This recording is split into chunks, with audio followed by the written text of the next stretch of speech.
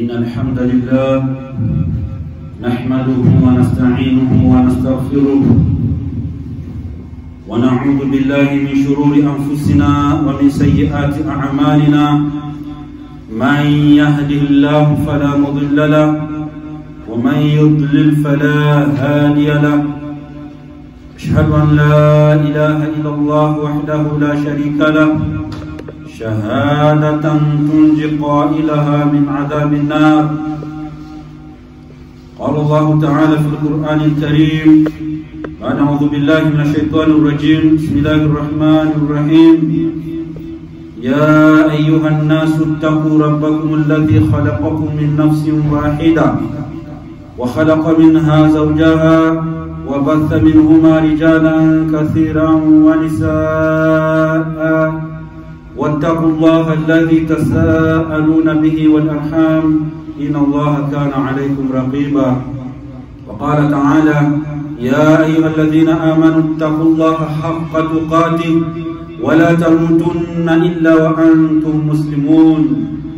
وقال تعالى: يا أيها الذين آمنوا اتقوا الله وقولوا قولا سديدا يصلح لكم أعمالكم ويغفر لكم ذنوبكم ومن يطع الله ورسوله فقد فاز فوزا عظيما. اللهم اجعلنا من الفائزين. Ndugu zangu katika imani, baada ya kumshukuru Allah subhanahu wa ta'ala, rehma na amani zimwendee kiongozi wetu wa umma, mtume wetu Muhammad sallallahu alayhi wasallam. Katika hutuba yetu ya leo tunamalizia mada ya kifo cha mtume wetu Muhammad sallallahu alayhi wasallam, na ilikuwa tuanze mada za ndoa. Athari inaonekana ni kubwa sana. Kwa hiyo hutuba itakayofuata insha Allah tunaanza tena mada za ndoa. Tutaanza posa, baada ya posa kwanza uchumba, baada ya uchumba tunakwenda kwenye posa. Nini mtume kasema? Kila kitu mpaka ikifika imeshindikana, talaka inakuwa ni muhimu na talaka inakuwa inafaa itolewe kuna wakati ukifikia. Lakini kwa kuwa tumeahidi hutuba ama Ijumaa iliyopita kwamba tumeacha kipande cha mada ambayo kutaka mtu aelewe na apate faida kuna kifo cha mtume, kuna vitu muhimu sana kule mwishoni, inabidi tumalizie. Ndugu zangu, tuko kwenye siku ya mwisho, yaumin wahid ama yaumin, siku ya mwisho ya mtume kufa. Nyumba ya mtume Muhammad sallallahu alaihi wasallam imejaa huzuni. Mtume anaumwa, maradhi yanakwenda yanazidi siku baada ya siku. Maswahaba hawana raha. Kiongozi wao, mtume wao anaumwa sana. Walikuwa wanazoea kuwa naye, wahi unateremka, wanamuuliza maswali ya kidini. Leo anaumwa, haponi. Mtume wa Mwenyezi Mungu kwenye siku ya mwisho mtume afe. Katika kitabu cha Swafiyur Rahman,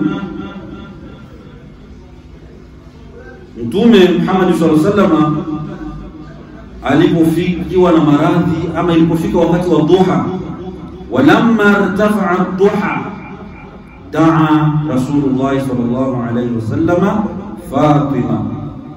Ilipofika muda wa duha mida saa 4, tunaanzia hapa maana ndio tulipomalizia. Ilipofika mida kama saa 4, saa 4 saa 5 wakati ule wa duha, daa Rasulullah sallallahu alaihi wasallam Fatima, akamwita binti yake Fatima, fasaraha bishai'in, akamnongoneza kitu kwenye masikio, fabaqat, Fatima kaona hiya. Thumma saraha marra ukhra, fatabasam. Kisha alipoona analia, Mtume anampenda sana binti yake Fatima, ndio binti wa mwisho aliyobakia. Mtume amewazika watoto wake wote. Mtihani mkubwa, Mtume alipata mitihani yote mizito na mikubwa. Baba yake alikufa hajazaliwa. Alipofika umri kama miezi mingapi, 4 sijui 5 au miaka 6, mama anakufa, analelewa kama yatima. Kapitia umaskini, kapitia uchungu wa kufisha watoto. Moja katika mitihani mikubwa ni upate watoto, kisha watoto ambao wanakufa umoja baada ya mwingine, umoja baada ya mwingine, wanakufa watoto wa Mtume. Mpaka kabaki Fatima. Mtume anampenda sana. Akamuita mara ya pili, akamnong'oneza tena. Fatima akacheka. Ilikuwa ni siri, na Mtume akikupa siri ya Mtume ilikuwa itolewe. Lakini Mtume alipokufa sasa, ndo Aisha akamuuliza Fatima, Mtume Mwenyezi Mungu alikunong'oneza nini ukalia ukacheka, kisha akakunong'oneza tena ukalia? Fatima akasema, aliponiita mara ya kwanza aliniambia kwamba haya maradhi ndio yatanyuma, sitopona tena. Kisha alipomuita mara ya pili akampashiria kitu kizuri, akamwambia, mimi ama wewe binti yangu katika familia yangu wewe ndio utanifuata. Fatima anasema, thumma sarani fa akhbarani anni awwal ahli baiti ama ahlu baiti yatba'uhu ama ahli awwal ahli yatba'uhu. Wewe ni katika wa kwanza kabisa katika familia yangu, mimi nikifa tu na wewe utanifuata. Ulama wanasema kwamba Fatima radhiallahu anha ameishi miezi 6 peke yake baada ya Mtume kushakufa, na yeye akamfuata Mtume Muhammad sallallahu alaihi wasallam. Baada ya kumwambia kwamba wewe ndio utanifuata binti yangu, fabasharaha bi annaha sayyidatu an-nisa'il alamin. Akamwambia binti yangu, wewe ndio utakuwa queen katika wanawake wote wa peponi. Fatima aliposikia hivyo ndo pale akafurahi tena, sasa akatabasa. Lakini inaonyesha kwamba Fatima katika wanaongea na baba yake alikuwa hajamchunguza vizuri. Lamma ra'at Fatimatu ma bi rasulillah min alqalbi ashadid alladhi yataghasha, qalat wa qarba aba. Alipomtazama Mtume vizuri, walikuwa wanazungumza lakini hajamchunguza. Alipomwangalia vile kisi mtu anaumwa sana, nguvu hana, anahema mbio, maradhi yamemregeza sana, akaongea maneno akasema, wa qarba aba, matatizo gani, mateso gani anampata baba yangu, balaa gani limemkuta baba yangu? Mtume akamwambia, laisa ala abiki qarbun ba'da al-yawm. Mtume akamwambia, hatupata tena baba yako matatizo au mateso au balaa baada ya siku ya leo hii. Leo ndio mwisho wa matatizo. Al-Imam Bukhari anasema Mtume katika kipindi cha maradhi yake, Mtume alitoa wasia ambao ni mzito sana. Ni wasia gani? Imam Bukhari anasema akhiru wasia wa mwisho, Mtume alisema as-sala wa ma malakat aymanukum. Mtume aliwalingania watu sala, salini umati wangu, pamoja na wale mliowashika kwenye mikono yenu ya kulia, watu wa nyumbani kwako, wale ambao wamiliki nyumbani kwako, pakiwemo wale wajakazi ambao ilikuwa na ruhusa kuwaoa, pamoja na wale ambao wewe wako chini yako pale kwako, ishi nao kwa wema. Swala akalingania sana mtume swala, maana swala ni nguzo, ndio la kwanza litahesabiwa. Leo watu wengi hawaswali, wallahi waislamu wengi hawaswali. Mtu anasali alfajiri, asri asali, ama alfajiri akusali, anasali adhuhuri, anasali na isha, anaenda na anazichagua swala. Fawailun lilmusallin alladhina hum an salatihim sahun, watapata adhabu kali waswaliji, wale wenye kuswali swala ambazo wanajitakia wao, watapata adhabu kali sana. Ndugu zangu, mtume anasema swala, lakini sisi hatuswali. Ndugu zangu katika imani, mtume wa Mwenyezi Mungu alipokuwa pale kwake anaumwa kwa Aisha, mtoto mdogo Abubakar Siddiq aliingia, ana mswaki, anaitwa Abdurrahman ibn Abubakar Siddiq. Aliingia akiwa na mswaki wa mti kwenye mkono. Mtume akaona uangalia mswaki sana, anaangalia mswaki. Aisha akatazama ule mswaki. Ndugu zangu, mtume akamuuliza Aisha akamuuliza Mtume sallallahu alaihi wasallam, unautaka mswaki? Mtume akatingiza kichwa. Nguvu zimemwishia, maradhi ni makubwa sana kwa Mtume Muhammad sallallahu alaihi wasallam. Masahaba wana huzuni mkubwa, nyumba ya mtume na huzuni, baridi, mtume wa umma. Aisha akachukua mswaki akauvunja ile sehemu mtoto alikuwa ameweka kwenye kinywa, akachukua akaulegeza na mdomo wake, kisha akampa mtume. Mtume akaanza kuswali. Na Aisha katika kushukuru neema za Allah anasema kwamba ni moja katika neema za Mwenyezi Mungu, mate yangu yameingia katika kinywa cha mtume katika mwisho wake. Aisha anasema, ndugu zangu katika imani, sakatul mauti ilipomzidi mtume wa Mwenyezi Mungu, akaona moto unapanda kwa homa kali, akaomba maji kwenye bakuli. Atat ilaihi biina'i ma'in kana yamsahu wajhahu sharif bima'in barid wa kana yaqul la ilaha illa Allah inna lilmauti la sakarat. Mtume akachukua bakuli na kitambaa anapanguza kwenye uso wake, kisha anasema la ilaha illa Allah, hakuna mola isipokuwa Allah, hakika kifo kina uchungu. Kifo kina uchungu ndugu zangu. Ndugu zangu katika imani, mtume wa Mwenyezi Mungu anapata uchungu wa kifo. Itakuwa vipi mimi na wewe? Pengine sisi ni wadhulumati, maisha tunayoishi leo na madhambi tunayofanya. Ikiwa mtume Allah amemsamehe dhambi zake, sisi tunaishi leo maisha yetu ni ujanja, riziki yenyewe inapatikana kiujanja wengi wetu, madhambi kibao tumejaa. Sasa siku ya kufa itakuwa vipi? Ndugu zangu katika imani, katika uchungu wa kifo, mtume sauti yake haitoki tena, akatikisa midomo. Aisha anamlea, lakini asikii mtume anasema nini. Lakini akamwona kama mtume anasema, akasogeza sikio lake kumsikiza mtume anasema nini. Akasikia mtume anasema ma'an nabiyyin was-siddiqin wash-shuhada was-salihin wa husni ulaika rafiqa.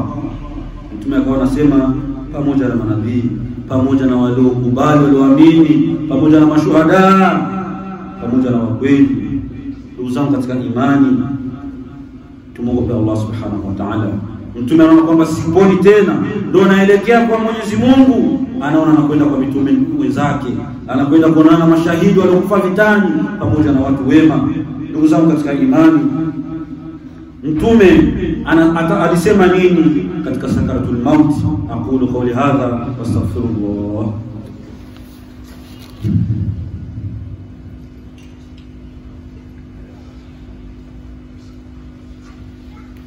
عباد الله، إن الحمد لله الذي أعطى كل شيء خلقه ثم هدى، والصلاة والسلام على سيدنا مصطفى محمد صلى الله عليه وسلم.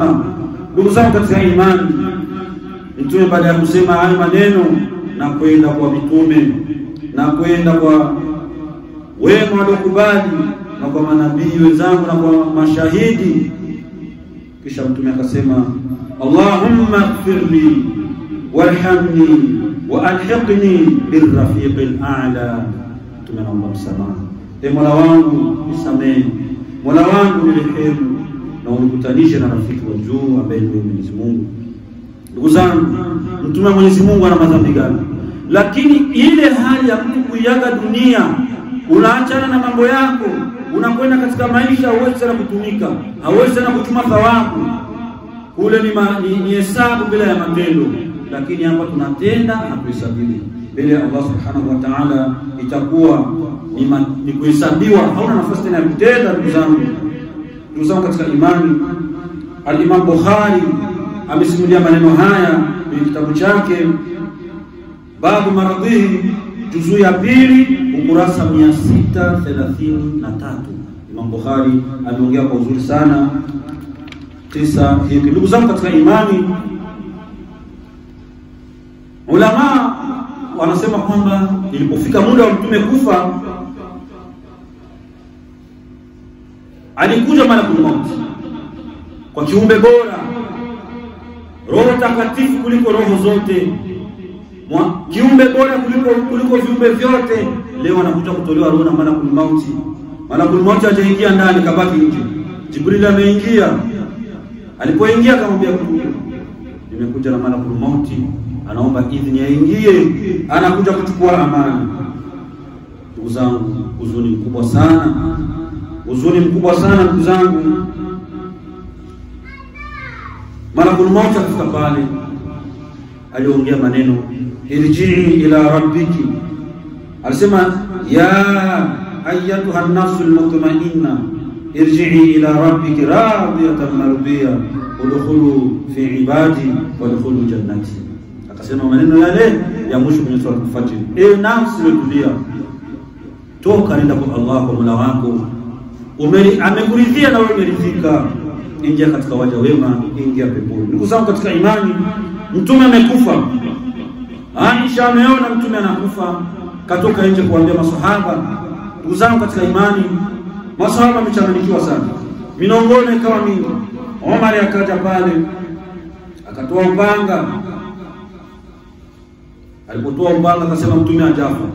Mtume amekwenda kuongea na Mola wake, atarudi kama Nabii Musa alipokwenda na akarudi. Ndugu zangu, watu pale wamechachamaa, zogo imekuwa zogo, minongono.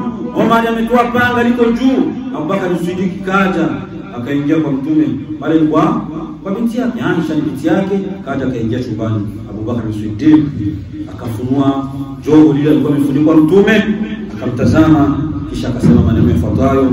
Abubakar Siddiq akasema, tibta hayyan wa mayitan ya Rasulullah, tibtan mayitan ama tibtan hayyan wa mayitan ya Rasulullah. Akamwambia mtume, uko mzuri ya Rasulullah, ukiwa umekufa ama ukiwa hai. Ukiwa hai uso wako na nuru, hata umekufa uso wako na nuru. Kisha Abubakar Siddiq akatoka, ndugu zangu katika imani, akapanda kwenye mimba ya mtume na msikiti unasogeleana, akasema, ayuhan nas, enyi watu, man kana ya'budu Muhammadan fa inna Muhammadan qad mat, wa man kana ya'budu Allah wa man kana ya'budu Allah fa inna Allah khayrun ama fa inna Allah la yamut. Enyi watu, ambaye alikuwa akimwabudu Mungu, ambaye alikuwa akiabudu Muhammad, hakika Muhammad kafa, na yule ambaye alikuwa akimwabudu Allah, hakika Allah subhanahu wa ta'ala hafi. Ndugu zangu katika imani, Umar akazimia, akaona kwamba aya hii mgeni, pengine aya ikamwingia kwenye moyo au maneno haya yakamuingia. Kisha Abubakar Siddiq akasoma